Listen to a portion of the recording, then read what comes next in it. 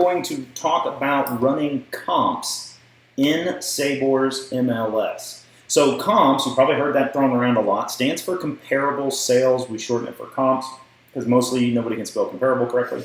But we're working on comps today and how to find comps on a house. So this is going to be kind of fun and interesting. It's going to be a little bit different. And what you're going to do, first thing is sign into SABOR. When you get into SABOR, we're going to go back to MLS. So the important thing about running comps is it's comparable sales. You can run comps based on a house that hasn't sold. You can use those as comps, but it's a dangerous game to play. You want to know what the market is going to handle. Just because I list a house for $1 million does not mean it's going to sell for $1 million. So we want to use sales. So I want to find a house just out of curiosity. I've got a client named Zach. He's looking for houses. Let's take a look at this one right here, just for giggles. So we're going to talk about 4506 Temple Hill. I'm writing this down so I don't mess this up. It's a 3-bedroom, 2-bath that's 1,471 square feet, and it's selling for $228,500. Okay, brand new on market. Let's find out how close this is to what we would consider market value.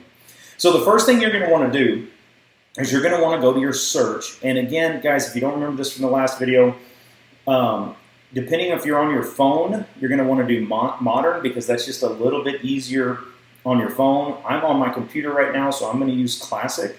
And this is a single family residential, so I'm just going to use that one. If you're trying to do farm and ranch or something else, that's a whole nother story. But for single family, which is where most of us are going to hang out, we're going to do that. So what's different about this one? We are not looking a traditional search for things that are actively for sale. I want to know what has sold in that area. Now, I'm really difficult with my comps, so I'm not going to put something that's pending because 90% of the time they do not update the price, 99.9% of the time. They do not update the price. They will show you whatever the price they marketed it at. They do not always show you the price of the contract. So they could have written it $50,000 less. So I'm going to take, and anything that's expired, guys, that means it didn't sell. That means the realtor had a 6-month contract. After 6 months, they couldn't sell it. It expired. It came off the MLS. That means it was probably priced too high, right? So I'm not going to use that. Canceled, they canceled the contract. Never mind, we don't want to sell anymore. So that's probably not a good idea. And withdrawn, kind of the same thing. Hey, we're just taking it out of the MLS for a little bit because we realize that what happens 9 times out of 10 there is they realize the price is too high and they need to fix the bathroom or something like that. So they withdraw it off the market for a while so they can do some necessary repairs, and then they will put it back on. So all I really want is sold. So when running comps, guys, this is an art, not a science. And if you need particular help, guys, do not be afraid to reach out to one of the other White Line agents. Go through your upline, call me, call Ron, call Eric, and we will do our best to try and help you because it really is an art, and sometimes it gets really difficult. Hopefully this one I have not practiced, so hopefully it's not difficult right out the gate. So first thing I want to do is I want to find the house. So the house address, in case you remember, was 4506 Temple Hill. So I'm going to center this on that exact address. And when I do that, it's going to move my little purple dot to right there. Okay, so when I go in here, the most important thing to realize when you're picking the area is you want to have at least 3 comps that are very close to this house that are going to be kind of in the same subdivision. You have to be very careful going across major roads because as soon as you go across major roads, I'm sure you've seen it. You've driven down a road before and on the left there's beautiful houses, on the right houses are falling down. HOAs can vary throughout these things. So I try to keep them in a neighborhood. So this particular one's pretty easy, right? I mean, it's almost a perfect square. I'm still going to use the polygon just because that's the way I like to work with it. And I'm going to try and draw my line as close to Bellcrest as I can. And again, guys, if I need to adjust this, you can always go back and fix it. It's not the end of the world. All right, so I've got my little green square, and I'm going to look just for houses that are in the same neighborhood. So that's the first thing. You want a similar neighborhood. Okay. Next thing is I want to make sure it is single-family detached homes, just in case there's patios and manufactured, which I don't think there is in that area, but I'm going to keep it as a single-family detached. You can, again, guys, go into the subdivision name. You can add that, but usually your map search will fix that. And then here's the next thing that we're going to do. So the house that was in question was a 3-2. If I want to right now, I can go ahead and lock that in as a 3-2. Okay? You can lock this in as a 3-2, and they will only pull up 3-2s. The other thing that's really big on running comps is you want to find something that is fairly recent. You don't want to see what a house sold for in 2015. That doesn't matter. I mean, the market here in San Antonio is growing, so house prices are growing. The first place you want to start is at 6 months. If you absolutely have to, you can go to 9 or 12 months, but I do your best to find comps that are less than 6 months old. That's just going to be the most valid comps possible. And then, again, guys, if you want to add fields or move fields, if you want to, like, some of the houses are air conditioned, some of them aren't. You can add this in or out. It's not really a concern of mine in this one. But you can add fields to try and dial this in as close as you can. So right now, I'm just curious as to how many 3-2s are in that little thing. So I'm going to click map results and what's sold in the last 6 months. Boom, that's perfect. Guys, that is a ton of options here. Okay, now when you're running comps, you're not usually just doing it on a random property. You're usually doing it for somebody who you're trying to sell their house for them. So you've walked the property, you've sat down with them, you've talked to them, and you've seen what the house looked like. I'm going to assume that 4506 Temple Hill has been updated. It's modern. It doesn't have, orange shag carpet throughout. It doesn't have, yellow paint in the bathrooms. I don't know why that was a big thing in the 70s, but we're going to assume that this thing has been modern. So the next thing I'm going to do is, so since there's so many, I need to dial it down. I need at least 3 solid comps. So I'm going to back this down a little bit, and I want to go with square footage. That's going to be my next thing that I'm going to want to notice. And if you see here, square footage isn't anywhere on here. So I need to go and add and remove fields, and I'm going to add in square footage. So be careful that you don't put the sold square foot per acre, per price, whatever it is. I want to know how many square feet are in the house. So I'm going to add that. And we're going to dial this in just a little bit more. So the house in question was 1,471 square feet. I'm going to round up, and I'm just going to say a maximum of 2,000 and a minimum of 1,200. So let's see what that does to our area. Okay, great. We still have a ton of houses in here. So the next thing I'm going to do, guys, is to kind of get an idea is I'm going to take a look at each and every one of these houses. So as you can tell, they've sold between $154,000 and $224,000. That's a pretty big spread. So what is Temple Hill really valued at? So as you go through these guys, I like to look at the pictures. Does this look like the house in question? So let's actually do this real quick. We're going to take a look at that exact house just so we don't have any questions. So the house was 4506 Temple Hill. It's a new listing. They've got it listed at 228. So let's take a look at this house. So as you can see, it's got a 2-car garage. I could go back and update that. It's got a little retaining wall up front, little garden area. Looks happy. Boom. Very, very updated. This looks like a flip house, in my opinion. I think somebody came through and did a pretty good job updating it. New flooring, new paint colors. It's very neutral. It's kind of a sign of a flipper. Didn't do much in the garage. Brand new carpets. Brand new window treatments. I mean, it looks pretty clean here. So there you go. So we know what it looks like on the inside now. So if we go back to ours, let's take a look at this house. Does this house look as new on the inside? Not quite. It looks like it was updated maybe around 2000, but it does have the solid countertops. It does have all of that great stuff to include into it. So not too bad. Let's take a look at this one. But since we have so many to choose from, I'm not going to select that one. If I come take a look at number 2 here, again, looks like a 90s update. I mean, late 90s, early 2000s update. Still not quite as nice as the other one. But as you can see, guys, I got 12 of them. So I'm going to jump to the high-end one just because they've got it at 228. I'm just curious as to what these look like. So, okay, so this one's got archways. Looks like it's got new flooring, that neutral paint. Exposed beams, that's a pretty nice house. So if I decide to include this one in my comps, what you're going to want to do is put a check mark next to that house. As you can see, it turns it orange over here, showing that you've selected it. And then we'll go through the next one. Okay. Blue door. Again, this one's been updated. Nice new backsplash. A good rule of thumb to notice if something's been updated is if you've been to Home Depot in the past few months and you see anything that looks like it's been at Home Depot, it means it's been updated. If you see stuff that you're like, where did you find that? It means they found it in the 80s. So, again, I think that one's probably pretty close. We'll go ahead and include that one. And we'll include Barn Grove. And guys, this is where the art comes in. As you can tell, we got some green here, lots of carpet. Carpet's lost its appeal. And also, if you notice the kitchen, oh, paneling. I love paneling.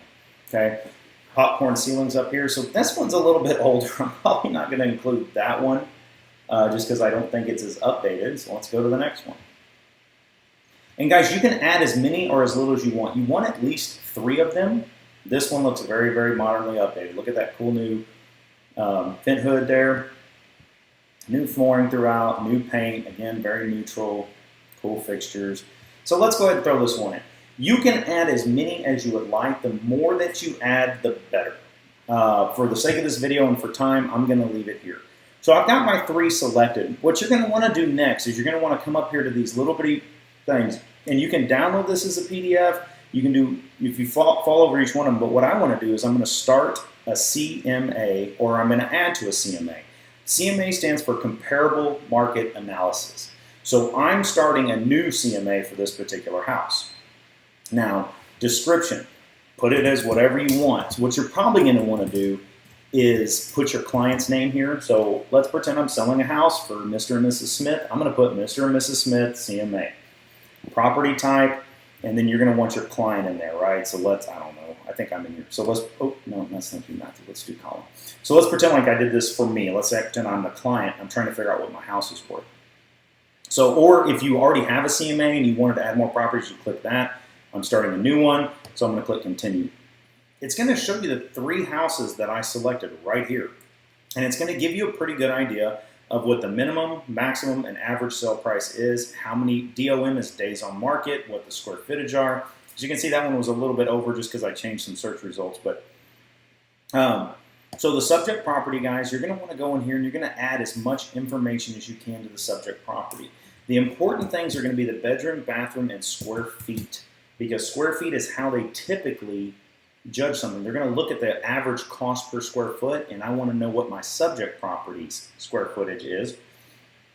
If you go to area statistics, we're going to talk about an area market survey later. Comp adjustments. So what this does is it pulls up the 3 houses that I selected. Now here, they were all 3-bedroom, 2-bath, so that was good. But if you need to adjust, as you can see, this one is brick, brick and siding, and brick and wood. So let's, if you really want to get technical on this, guys, you can say, okay, well, because that's siding, we're going to take $1,000 off of that one. And because that's brick and wood, not entirely brick, I'm going to take $500 off. So, guys, you can adjust what these comps mean. The big ones, guys, I really don't typically worry about this. What I do typically worry about is I want to make sure that they're all the same bedrooms and bathrooms. If I see a huge discrepancy, guys, not everything's going to be as clean as that one I found, where it's going to be, you know, perfect 3 2s. Sometimes I have to add some 4 2s or some 4 3s in there. If I do that, I'm going to adjust the bathroom. And you'll notice the price. If you notice that everything jumps up $15,000 whenever you add a 4th bathroom, then you need to adjust $15,000. So that's kind of how these work. If you want to do any adjustments. Again, guys, this is an art, not a science. That's why there are appraisers that will actually appraise it when it comes time. Net proceeds, guys, if you want to do a net sheet for them, this is how you do it, and it's a great place to do it. Once you talk to them, you can say, hey, look, do you have, you know, how much money do you owe for VA? Do you have any second liens? Interest from closing. I mean, guys, if you want to get real technical into this, you can, because sometimes they want to know how much will I get if I sell my house at the price that you think it's worth. So this is how you do that, and it will come with the report. And then you can customize your report, how many pages you want in here. I'm going to click all of these right now just so you see what's going on. Then you can add new sections. There's a ton of things you can do, guys. Have fun with it. But for right now, I'm going to click Generate Report just so you can see what happens. So, guys, the comparative market analysis, here it is. So prepared for, this will have your client's name. It's not going to have my name, but it'll have whoever it is. And prepared by Colin, my beautiful picture, phone numbers, whatever. Nice little letter. Again, you can take these things out. So subject property, as you can see, this is kind of bare because I kind of did it quickly, but the more data you put here, the more filled out this page is. If you want to look professional, guys, fill this out. By the way, we have another video that talks about how to get all this stuff. We have a form that you can take with you on a listing appointment and get the answer to all these questions. You don't have to guess. And then it says the market analysis summary. Here's the 3 comps that I used.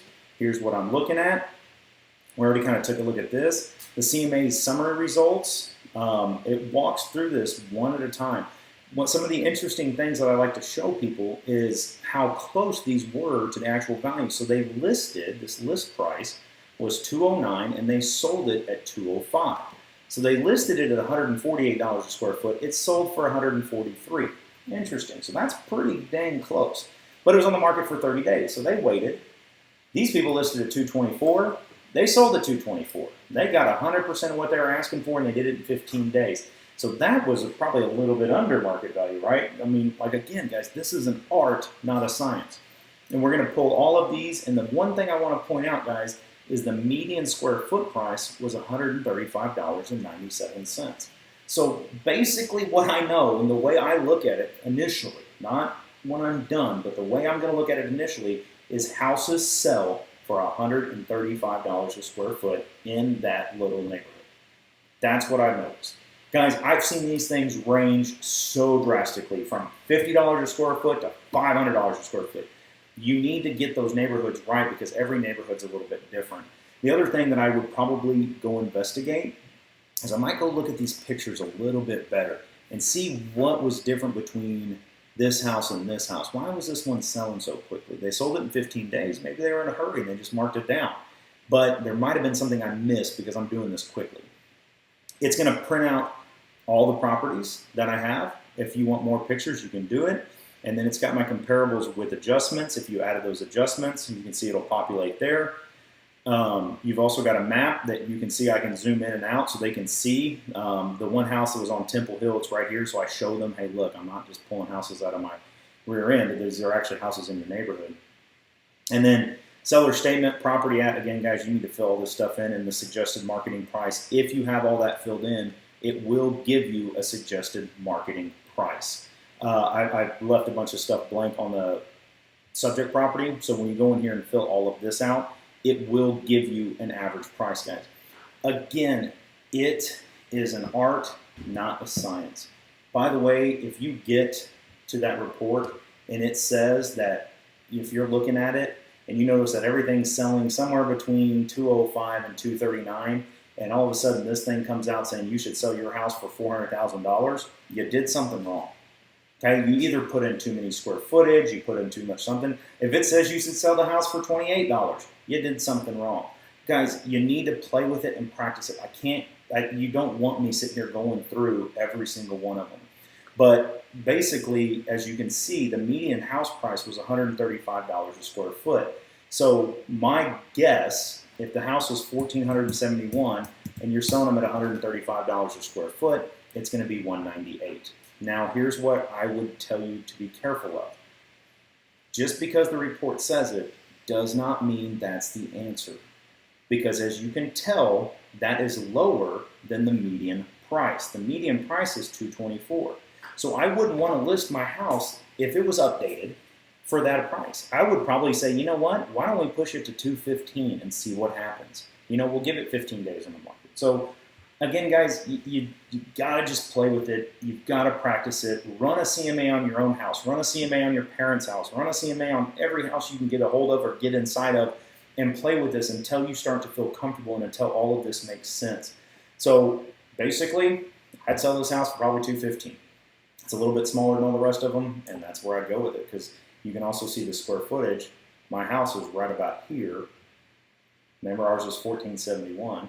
That sold for $205, so maybe $210 is the number. So play with it, learn it, have fun, and be on the lookout because I'm going to do another one of these for Central Texas.